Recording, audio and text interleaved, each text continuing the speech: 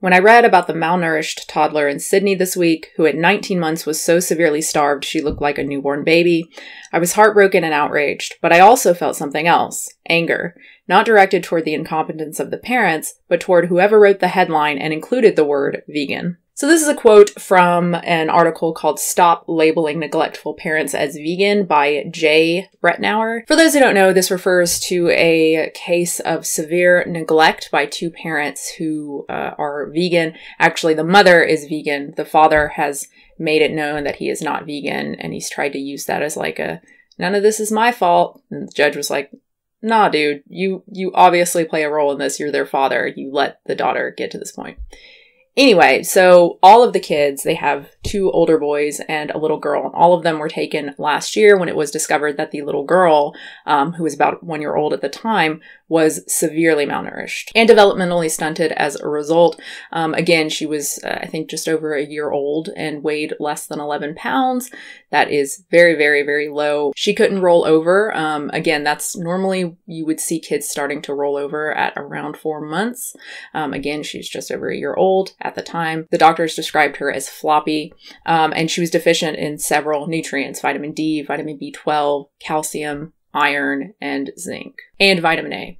Which is not surprising considering her diet. Apparently her diet consisted of 1 cup of oats with rice milk and half a banana in the morning and a piece of toast with jam or peanut butter for lunch. And the mother said that she would offer tofu for dinner, tofu, rice, and potatoes, but often, because the kid was quote unquote fussy, she would just have oats again. And the child had no medical record. She had no vaccinations, no follow-up visits after she was born. Apparently the mother just gave birth and left, never took her to a doctor. She doesn't even have a birth certificate. And this isn't even the only case of a vegan child becoming so severely malnourished this year. There was another case, this one in Florida, where a vegan couple, they described themselves as vegan, they nearly starved their baby to death by giving them potatoes in lieu of formula. Over and over and over again, we see parents who refer to themselves as vegan. This is not just the media labeling them as vegan. They call themselves vegan. In this case, the mother calls herself vegan, feeding their children a totally inappropriate diet, not taking their kids to the doctor, not getting them vaccinated, letting their children get so bad that in some cases they cannot be helped. It's too late for them. They end up dying in the hospital. And even in the case of this little girl, she's never going to fully recover. Her height is permanently stunted. Are we really saying that the vegan part of this has nothing to do with it? Like, would Jay say the same thing if this were paleo? If the parents were paleo and ended up feeding their kids some crazy restrictive paleo diet, like not giving them any milk so they weren't getting calcium? Would she say the same thing, that paleo played no part in it? Somehow I doubt that. Let's just make it clear right now. Veganism is not child abuse. This child was not on a strict vegan diet. A misnomer, as veganism is a lifestyle choice. The diet itself is plant-based. Okay, pretty sure most vegans, including myself, refer to the diet as a vegan diet, but okay. This child was being starved. It doesn't matter whether the modicum of nutrients that were permitted to enter this darling baby's body were meat or plant-based. The important fact is that she wasn't getting enough. She was neglected, and that abuse should not be hijacked by the anti-vegan brigade. Yes, a vegan diet can be healthy for kids. My toddler is living proof of that. I wouldn't really consider tiny baby, I don't think that really counts as vegan yet, since they're still on formula, and all kids at this age are supposed to be on breast milk or formula. So yes, it absolutely can be done, but this number of injured kids in such a small community, there are so few vegans in the world. How is this not concerning? Maybe it's because feeding kids vegan is hard unless you know a lot about nutrition. Maybe it's because a lot of the vegan educators online don't know dick about nutrition, but talk as though they do and encourage people to eat the way they do. Maybe it's just because lunatics are drawn to veganism. But even if it really is just that people who are mentally ill are drawn to veganism, I don't think the answer should just be, well, these parents are crazy, it has nothing to do with veganism. I think maybe we should be asking why. Why are these people so drawn to this diet? Why do they find it so appealing? Maybe we should take a look at the online vegan community. It is full of angry, misanthropic, borderline psychopathic vegans. It is full of borderline anorexic, if not obviously anorexic vegans. It is full of vegans offering horrible nutrition advice, feeding their children inappropriate diets that are just full of fruits and vegetable and rice, and being praised for it by other vegans. Now, truthfully, even without the online vegan community and the shithole that it is, I think we would still see these cases. Veganism is still very much on the fringe, and so it's going to attract people who are attracted to the fringe, people who like conspiracy theories, people who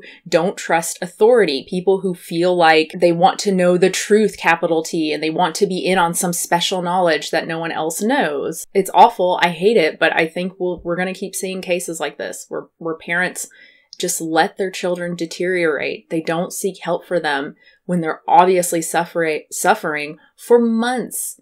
This was months of suffering. What this little girl went through, this doesn't happen in a day or a week or a month. This girl was suffering her entire life. However, what is the downside to believing that maybe, just maybe, promoting horrible nutrition advice plays some role in this? Acknowledging that we may play some role just means that we're probably going to be more careful, right? We're probably going to be more careful about the advice that we give out. We can make sure that the nutrition advice that we are giving out is coming from professionals, is coming from actual professionals. We can make sure that we don't show inadequate diets and pass them off as healthy and appropriate, especially when we are talking about kids. I know that most of the channels doing this, they don't want to do this. They don't want to put in this effort. You know, it's mostly coming from like vegan vloggers and the What I Ate Today videos and stuff like that. And they just want to turn on the camera and start talking, right? They don't want to look into nutrition advice or make sure that they are providing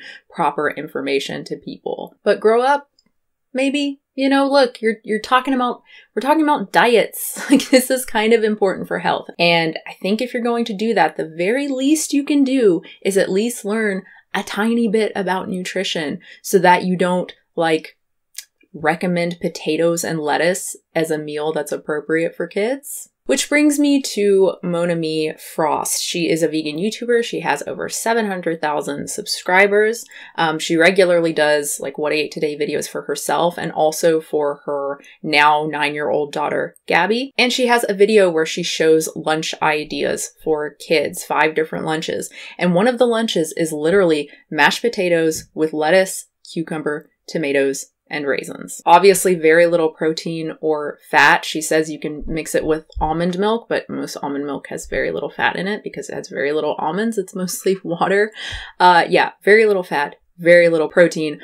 Obviously a very imbalanced diet, not only for an adult, but especially for a growing child. Another one is just pasta with nutritional yeast, bell pepper, broccoli, and dried papaya. Again, very little protein, very little fat. This one has a peanut butter sandwich, which is great since peanut butter is a great source of fat. It's also a great source of the amino acid lysine. But look how little of it there is. Like that's barely anything on that bread. My toddler eats like 4 times that amount. This one also has some beans, but again, not very much. She puts like a tiny amount of hummus on the wrap and then a little bit of chickpeas and some avocado. So that's good. Obviously healthy fat. The only one with any meaningful amount of protein and fat is this one. It's rice, chickpeas, cucumber, spinach, radishes, and nuts. But oh my God, look how much food that is. And like raw radishes? What? I mean, maybe that's what her kid eats and that's cool, but I don't think many kids are just going to eat raw radishes that like aren't even sliced up. But yeah, it's a lot of food. I couldn't even eat that much in one sitting. I can't imagine many kids could either. In fact, this is one of the things that you want to look out for. If you are going to feed your kid a vegan diet, you need to make sure that they aren't getting so much fiber that it is inhibiting their ability to eat enough food to get enough calories. I know that Monami's intentions are good. She's only trying to help people feed their kid and learn how to feed their kid a vegan diet, and that's great. But the end result is not good. These meals are not appropriate for kids. They are way too heavy in carbs. They are way too low in protein and fat. And she seems to feed her daughter Gabby similarly. So this video, it's a What I Ate Today from 3 months ago.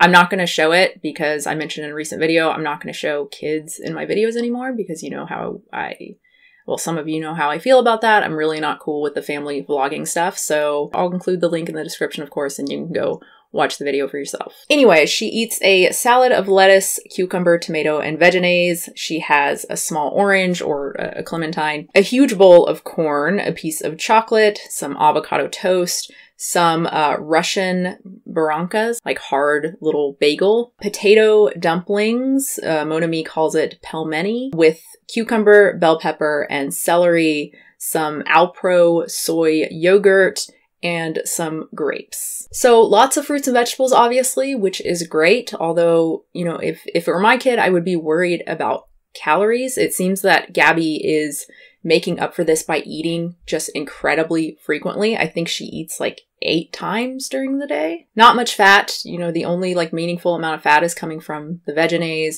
and the avocado. Maybe the dumplings, depending on what's in them. If there's other stuff other than dumplings, maybe there's oil. No good source of protein, no, you know, tofu or beans or something. The only good source is the yogurt. And again, maybe the dumplings, depending on what's in them. When I looked up Russian pelmeni, it seems that traditionally it's a meat-based dumpling. So like if you were trying to make it more traditional, you could use seitan or tofu or something.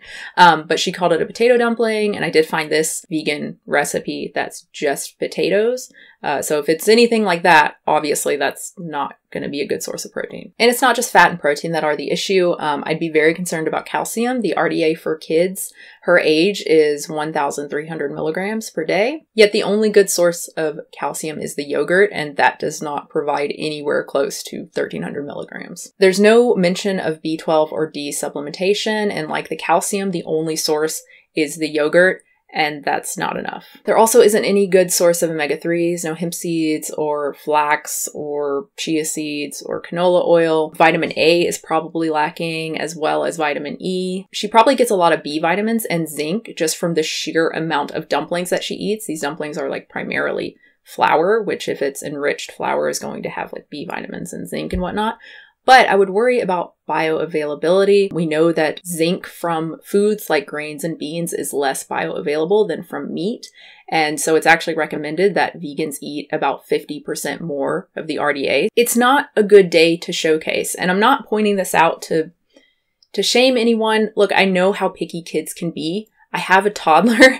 I have a toddler who of course has picky days, but I would never put up a video showing like one of their picky days where they basically eat like soy milk and whole wheat bread and peanut butter. I would never put that out there for you guys and just present it like, this is fine. This is a healthy way for a kid to eat, which is what Monami is doing with videos like this. You know, she's not saying that, hey, my kid's picky and I know this is a weird day. Like there's a lot of things that she's missing, but you know, I don't know, maybe we would give her a multi or something like that. Like then I wouldn't give a shit. Like again, of course kids are picky, but that's not the way this is presented. This is presented and all the other videos with Gabby as like, this is fine. This is how a vegan kid eats. And it doesn't matter if this isn't a typical day for Gabby. If she does normally eat more, you know, beans and whatnot, and she does take supplements, I wouldn't be surprised if she does.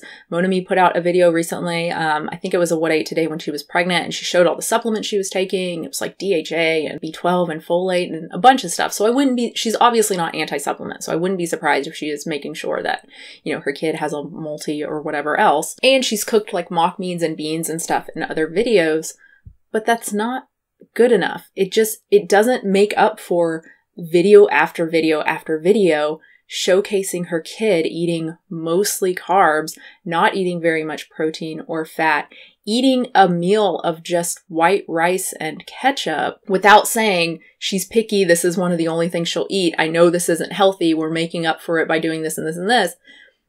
That's not good. And I think what this probably means, unfortunately, is Monami just doesn't know. She doesn't know that the way her kid is eating is improper. You know, maybe she thinks that the fruits and vegetables are making up for it, that they're making up for the white rice and ketchup meal. They're definitely not. And it's a shame because a day like the one I described is really not that hard to fix. Again, we're talking about kids and kids can be picky, so it can be work. But in terms of just on paper it's really not that difficult. Just replacing some of the carbs with beans or tofu or some soy-based mock meat is going to significantly increase the protein, also going to increase the zinc and iron and other minerals. Adding in nuts, again, that's going to increase the protein and zinc and vitamin E as well. Just a little bit of olive oil or a little bit of sunflower seeds. Sunflower seeds are an incredible source of vitamin E. Some vitamin A sources, carrot, sweet potato, pumpkin. You need so little of these things to get tons of vitamin A. The same with omega-3s. Again, you need so little of hemp or chia or flax or canola oil to meet needs, not only for children, but for adults as well. And of course, supplement for B12 and D and probably a multi as well, since again, Gabby seems to be rather picky. She doesn't seem to get a lot of variety. Again, I'm not trying to shame anyone. My kid does not eat perfectly. My kid is picky. I've talked about this before. They hate being messy. They hate making a mess. They freak out. And so oftentimes if it's something that they can't pick up with their hands, like we still feed them. Like we still hand feed them. They're like 2.5 years old and we still hand feed them. Yeah, I mean, they come from a long line of picky eating and OCD, so I guess it's not too surprising, but I get it. Just don't present this shit as healthy. That's all I'm saying. You know, a diet of carbs and more carbs is not at all what the Academy of Nutrition and Dietetics is talking about when they say that an appropriately planned vegan diet is okay for kids. Obviously, I'm not saying that Monami's videos, encourage the couple to feed their kids potatoes or whatever. That's crazy. Doesn't even make sense. Monami just had a newborn and she's breastfeeding. So again, that doesn't make sense. But any level of malnutrition is bad. And promoting a kid's diet that is so low in calcium, for instance, which again is something that Monami has done, something that another example, Ellen Fisher does regularly with her, what my kid ate today videos. This is bad and is still promoting malnutrition, whether they know it or not. There are likely a lot of vegan kids who eat like Monami's, who eat like Ellen's kids, just going by the comments on their videos. Well, they don't have comments on their videos anymore. Thank you, YouTube. I think that's a great, policy to enact, in my opinion. But when they did have comments on their videos, they were overwhelmingly positive from other vegans and other vegan parents. So I think it's safe to say that it's pretty likely that a lot of vegan kids are eating like this. And I think that we should be concerned about them too, even though they're obviously not severely malnourished like this poor little girl. We should still be concerned about them, and we should still be working to make sure that vegan parents are better educated and to make sure that we are not promoting these people. I'm sorry, I know they're vegan and that's wonderful, but if someone is consistently promoting bad nutrition, vegan or not, please stop supporting them, stop promoting them. I also think that we should be encouraging any parents who are either looking to be vegan while pregnant or looking to feed their kids vegan, that they should speak to a dietitian. You don't know what you don't know. And clearly a lot of vegans, including vegans who make money, selling veganism, don't know very much. Why does veganism continue to be put under the microscope this way and associated strongly with such extreme negativity? After all, I've never seen a headline that says, "Family of omnivores starve child to death," yet the vast majority of cases of malnutrition in the Western world come from families who eat a meat and 2-veg diet. The majority of severe cases of malnutrition have nothing to do with ideology, though. I mean, they're typically a result of just abject neglect or poverty. When we're talking about these cases of vegan kids, the parents describe themselves as vegans. I don't think that news outlets are in the wrong for including that in their coverage. I think that excluding it for fear of upsetting vegans or something would be pretty terrible journalism. And yes, many omnivorous kids are malnourished to varying degrees, but not all malnourishment is equal. Look, a lot of kids eating animal products, just most American kids, do not get enough fiber. But a kid is not going to die or become developmentally stunted from eating too little fiber, whereas a kid who is not getting any B12 or vitamin D or calcium absolutely will. And even still, health organizations around the world are trying to do something about this. They're all promoting that adults and kids eat more fiber. It's not like people are pretending that fiber isn't important. The only people who are saying eat a low fiber diet are like carnivore nuts and no one takes them seriously. The same with toddlers and milk. It is widely known and promoted that, hey, don't feed your kid too much cow's milk because it can lead to iron deficiency. No one is pretending that a diet that contains animal products is automatically healthy. I'm reminded of the case of a little boy, I think this was a few years ago, I read this piece on it. A little boy who was very, very sick and they couldn't figure out what was wrong. And it turned out the kid had scurvy because he was only eating like milk and graham crackers. And the only reason they found out was because they directly asked the parents. When they asked them before, the parents just said, oh, well, he's a picky eater. But then when they asked what exactly is he eating and they said graham crackers and milk, oh, okay, probably scurvy. Now, the headline could have been, you know, vegetarian kid gets scurvy or something like that because the diet was vegetarian. It's just milk and cookies, right? But they didn't do that because clearly vegetarianism had nothing to do with it. It was just two parents who had no idea what they were doing. I guess they thought that, yeah, he's picky, but he's eating, so it can't be that bad. I don't think reputable outlets are out to get us. I have seen so much positive vegan coverage in the last like a year or two from virtually every mainstream outlet. I think they're just reporting the facts. And obviously they're going to get clicks, including vegan in the headline, but it's true. It's not a lie. And again, it ultimately means that we have more to talk about. You know, by not saying that this is vegan related, it's so easy for us to be like, well, not a problem. We don't have to talk about it. But when they put vegan in the title, more vegans are going to talk about it. And you know what? At least to take some kind of good out of this, I mean, there's nothing good about shit. I have not cried the whole time. There's obviously nothing good about this, but fuck me. At least we can again tell people that there is a right way and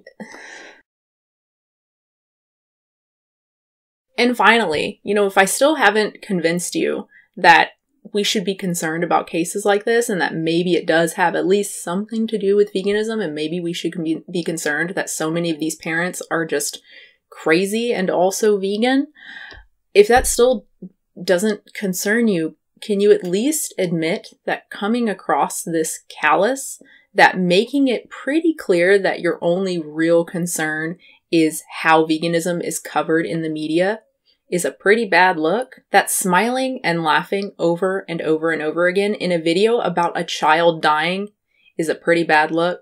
If your only concern is getting people to think positively about veganism, you're not helping. I wasn't going to talk about this because obviously it really upsets me and I already did, you know, I feel like I've talked about this topic so much recently and it's like really bad timing for me because I just had a baby and I'm still, I don't know, kind of hormonal, and I mean, it upsets me, you know, anyway, but it's kind of worse right now, and it sticks with me longer, but obviously it's important, and reading a piece like this, it's just, I feel like we need more people coming out and saying like, no, this is concerning and we should talk about it, and not in just a like, well, this has nothing to do with veganism. Not my problem. You know, I think that's totally inappropriate. This is obviously much bigger than just these severe cases. There are obviously a lot of kids who are not eating vegan appropriately, and it's probably because their parents just don't know. And maybe their parents just don't know because the vocal vegans, the online vegans, are promoting bad advice. Just a thought. Anyway, thanks for watching. Subscribe, support the channel. I'll have a new video soon. I don't want to end like that, you know, there are good sources, again, if you want to feed your kid vegan, if you want to be vegan while pregnant, I think read Mangels. She actually helped, I think mostly wrote the Academy of Nutrition and Dietetics position on vegan and vegetarian diets. She knows a lot about vegan nutrition. She is an actual dietitian, right? I think she just updated her book. I think it's mostly focused on pregnancy though. I don't know if it's so much focused on what kids should eat. But yeah, again, I do think it's really important to see a dietitian because you don't know what you don't know. But there are also some online resources that are good too. I think just reading this stuff over and over again to the point where you know it back and front, to the point where you can see some vegan kid's diet and be like, that doesn't look good. Like that doesn't have enough vitamin E or something. It's kind of important. It sounds a little crazy, but we are feeding our kids a restrictive diet by nature. We do have to be more careful than the average person. And if you're not comfortable with that, it's not all or nothing, right? I mean, feeding a kid vegetarian is very, very easy. You have many more foods to offer, and more likely your doctor is going to be like more positive about it, right? We've been really lucky with our pediatrician being positive, although he wasn't when we first went there. He was kind of like, your kid's vegan? Okay. And then we explained what we were doing and nutrients we were concerned about and everything. And he was like, oh, okay, you actually know what you're talking about. Cool. But yeah, there's no doubt that vegetarianism is easier. And again, you don't even have to go that far. Just kind of being mindful of how much animal products your kid is eating and trying to, reduce that and trying to focus on getting them lots of plants can make a huge, huge difference. So yeah, it's not all or nothing. You can still make a big difference with your own diet and with your kids' diet. And it'll probably help them and make them healthier as well. Because look, a lot of kids are eating way too much meat. So yeah, that was pretty positive. I feel better about that. All right. Bye.